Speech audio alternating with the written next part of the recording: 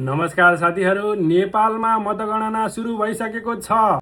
जताततै रासपाले अग्रता हासिल गरेको देखिन्छ। काठमाडौँ लगायत विकसित सहरहरूमा सबै रासपाको अग्रता कायम रहेको न्युजहरूमा देख्न सकिन्छ। झापा 5 मा केपी ओलीलाई बालनले पछाडि पारिसकेका छन्। भक्तपुर 2 मा पनि महेश बस्नेत पछाडि परिसकेका छन्। समग्र रूपमा अहिलेको चुनावको परिणाम हेर्दा जति पनि भ्रष्टाचारमा मुछिएका नेताहरू थिए तिनीहरूले हार्ने लक्षण देखिसकिएको छ। एमाले, कांग्रेस र नेकपाका जति पनि पार्टी सदस्य थिए ती बाहेक अरूले रासपालाई भोट हालेको पूर्व अनुमान गर्न सकिन्छ। ठ्याक्कै के हुन्छ भनेर अहिले भन्न नसकिने अवस्था छ, किनकि यो मतगणनाको प्रारम्भिक अवस्था हो।